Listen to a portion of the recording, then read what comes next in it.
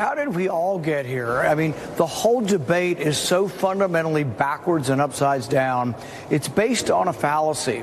And the fallacy is this, that somehow in a trade, someone must lose. That somehow when you trade with someone, there's a loser and someone's taking advantage of you and China's ripping you off or Japan's ripping you off.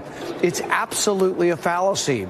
Every trade that occurs in the marketplace is mutually beneficial. If you have a free society and I trade with you, if you want to sell me your coat and I give you $200 for it, we both agree to it and we're both happy with the trade. No American consumer trades with China. They trade with Walmart, or they may buy something from China, but they individually buy something they want and they make a decision. The trade is always a win-win. Now, you could artificially do this accounting between countries and say, oh, trade deficit, look at this trade deficit. But I have a trade deficit with my grocery store. The people who employ me, if I work for Corvette and they employ me, they have a trade deficit with my labor. They buy my labor and I never buy their cars. So you can have this artificial accounting and it makes it look like a bad thing, but you have to ask yourself, is trade good or bad? And if you look at the trade deficit, in times of a recession, the trade deficit goes down. So if the tariffs push us into a recession, we could reduce the trade deficit because we're all buying less stuff. We have to get back to the fundamentals of, is trade good or is trade bad? Let me just say right off the bat, do you know how misguided Trump has to be for me and Rand Paul to agree?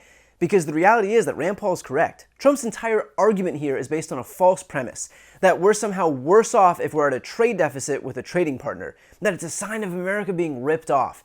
In reality, a trade deficit means that we are importing more than we export. That's not inherently a good thing or a bad thing. It simply means that Americans want more of those imports than foreign countries need of what we're selling them. Sometimes foreign countries produce something that we can't because, for example, of our climate. They produce it, we need it, we buy it, that's it. Whether they import American goods also is an entirely separate issue.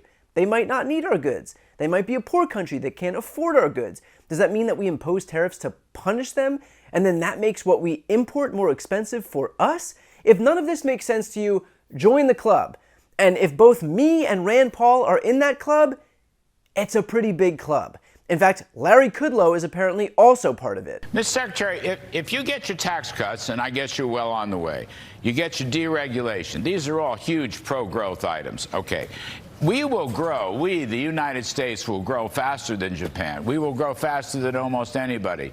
Therefore, almost by definition, by growing faster than the rest of the world, we're always going to have a trade deficit. So I don't know why you'd want to use the trade deficit in a calculation for a reciprocal charge. I understand your point about non-tariff barriers. I get that.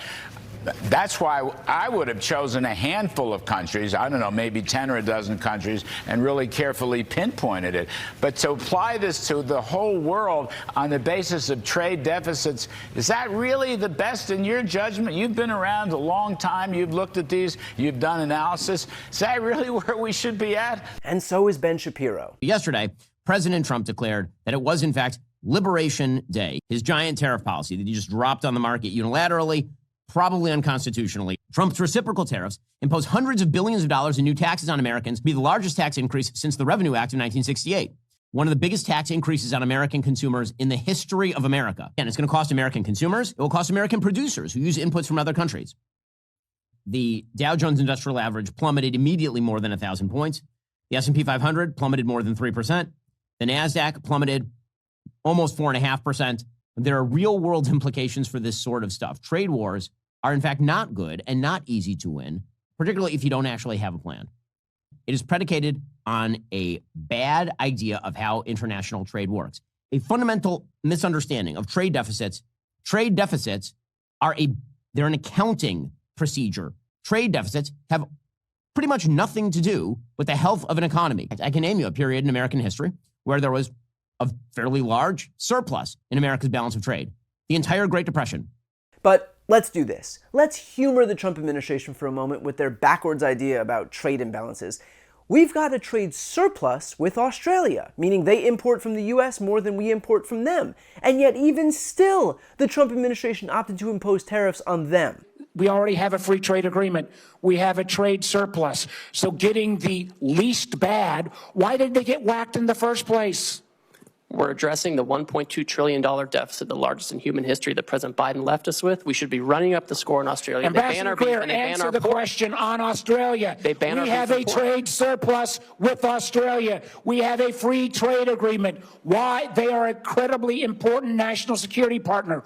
Why were they whacked with a tariff? Senator, despite the agreement, they ban our beef, they ban our pork, they're getting ready to impose measures on our digital companies. With your Greek letter formula, the fact that we have a trade surplus.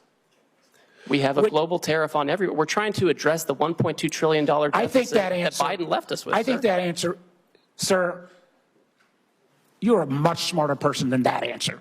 The idea that we are going to whack friend and foe alike, and particularly friends, with this level is both, I think, insulting to the Australians, undermines our national security, and frankly makes us not a good partner. And there go the goalposts. Now it's not enough to simply have a trade surplus, which I thought was what the Trump administration wanted.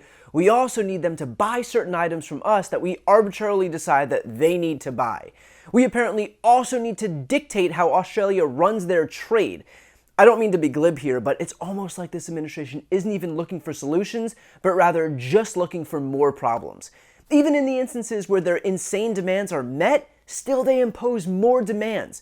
When you give Donald Trump an inch, he will take a mile every single time. And frankly, that sends just one message, that we are not a good faith negotiating partner, that we will always renege on our deals, and so honestly, why bother putting yourself out there if you're a foreign country? If I was a foreign leader, the likelihood that I would trust Donald Trump after seeing what he's doing to abide by a trade deal is somewhere in the ballpark of 0.0%.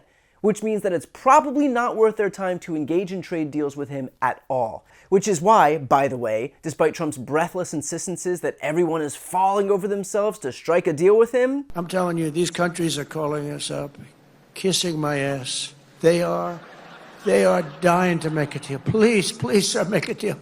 I'll do anything. I'll do anything, sir. Back here on Earth 1, the reality is that countries are actually negotiating new trade deals without him, around the United States. For example, the EU has proposed 25% counter tariffs on the US, and China says that it's negotiating a new trade deal with Japan and South Korea, countries that were our allies. In other words, Trump claims that he wants to project American supremacy at a time when we're threatened by an ascendant China, and yet far from his policies bolstering the US, they are literally driving our former allies into the arms of China.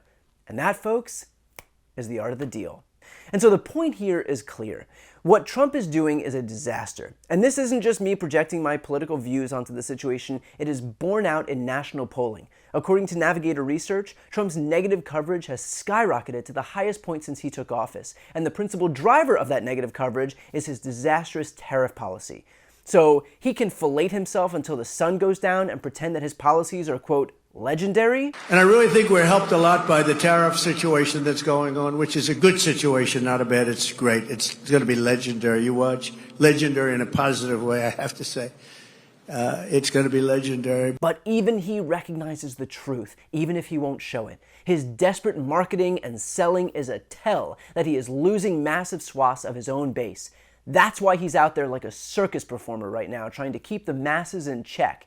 He's not doing it from a place of strength, he is doing it from a place of weakness. The fact that Rand Paul, Ben Shapiro, Larry Kudlow, Dave Portnoy, and the entire left are aligned on this issue is a testament to exactly that. Trump always fantasized that he would bring the country together.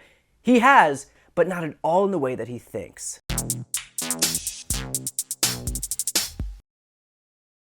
Before you go, first, if you enjoyed this content and you want to see more and support independent media, please subscribe to this channel. The subscribe button will be right here on the screen.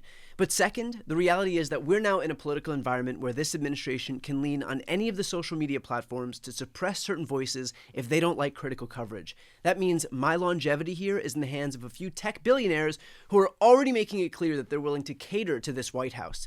To that end, signing up for my newsletter is a great way for me to be able to reach you directly if that ever becomes necessary. I'll put the link on the screen as well, so please sign up. It's completely free, but there's also an option to do a paid subscription if you'd like to support my work. I really appreciate it. Thanks so much for watching.